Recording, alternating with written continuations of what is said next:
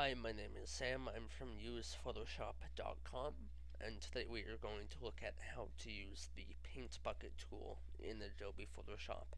I'm using the most current version at this time, Photoshop CS5. If you don't already have a file open, go to File, New, or use the keyboard shortcut Control and the letter N on your keyboard. For argument's sake, we'll open up the US paper preset at 300 pixels per inch, but it really doesn't matter in this case, and I'll click OK. And you will see Photoshop has created that canvas for us.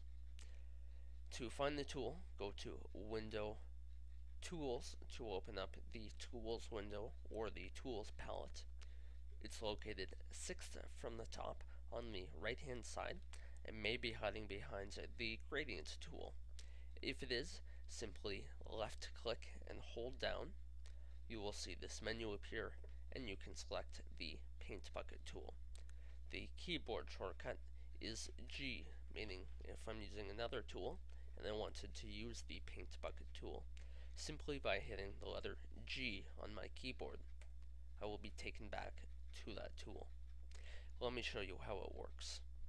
The most common use of this tool is to fill in the entire canvas or part of the canvas with a solid color. We can do that by setting the foreground color to the color we want to fill in. In this case, I have it set for orange. We can change that color by clicking and making that any color we want. In this case, let's change it to a blue. And I'll click OK. You will see the foreground color changes to that blue-purple color. Now when I click on the canvas, the entire canvas, let's change that mode to normal. When I click, the entire canvas will be filled with that purple blue color. More like purple. And we can fill in a section of that if we wanted by using the rectangular marquee tool, which I also have a tutorial on. And I'll make a selection. And let's change the color so we can see the difference. We can swap these two colors by using this arrow or by using the keyboard shortcut X on your keyboard to swap between the foreground and background colors. We can change these back to the default, which is black and white, by using the keyboard shortcut D. You will see the foreground color is now black and the background color is now white, and we can swap those once again by using the letter X on our keyboard. We can fill in this image by either clicking on the Paint Bucket tool and filling in the image manually like that, or I'll undo that by holding down Control, Alt, and Z on my keyboard. We can use the keyboard shortcut to fill in this area, which is Alt and Backspace if you want to use the foreground color. I'll do that by holding down Alt and pressing Backspace on my keyboard, and it will fill in that marquee with the foreground color. If I wanted to fill it with the background color, I could hold down Control and press Backspace on my keyboard, and it will be filled with the background color. Once again, if I want to fill it with the foreground color, I hold Alt and press Backspace. If I want to fill it with the background color, I hold Control and press Backspace. There are a few different options which we can change up here, and I'll show you those by using a photo. First, we'll look at opacity, and opacity simply means how thick, in essence, the paint is that you apply. For instance, the opacity is set at 100 right now.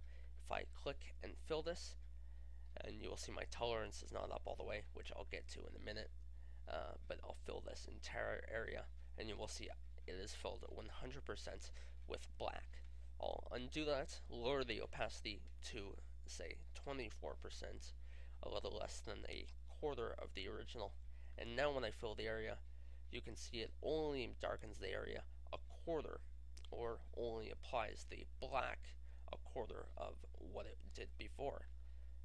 If I click again, it will apply it 24% opacity once again, and I can keep clicking to continually apply the fill on this layer.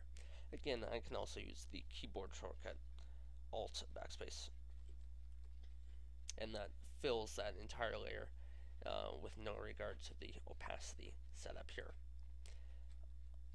Let's undo all those, and I can show you what the tolerance is. The tolerance controls basically how wide a range of pixels are selected.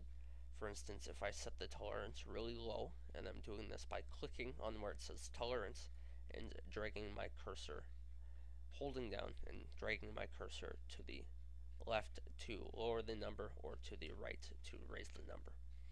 Let's set it fairly low, and you will see when I click it only fills in a section of the area, and it's filling in the pixels that are within a tolerance of 37 of the original pixel or area I select. For instance, if I click in this light area over here, it will select all the areas that are within a tolerance of 37 of that color.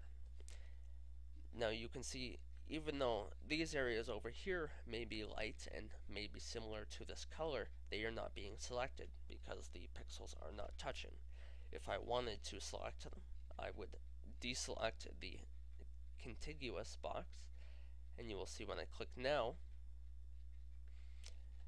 bad example, I have to click, let's click on the clouds, and you will see just barely that some of the areas over here are being filled in. I can click again, and you will see it will even deepen that, and we can see it even more that it is selecting the pixels over in this area of the photo and in all areas of the photo that are within the same color range or the tolerance of 37 pixels of the original pixel I am selecting with the paint bucket tool. We can change the mode like most other tools and layers in Photoshop, and we can create some interesting effects. Let's change our foreground color, say to red, and I will raise up the tolerance all the way so it fills the entire canvas, and I will change the mode to, let's say, soft light.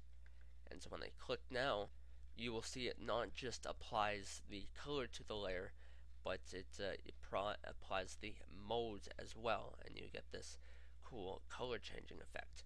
I can undo that, and I can change this to another mode, let's say darken, and you will see when I click now it makes the image much darker, but in the foreground color. I can change the foreground color, let's say to yellow, and now when I darken it, whoops, let's change the foreground color, we'll swap those, and you will see now when I apply it, it darkens it, but uses the foreground color yellow.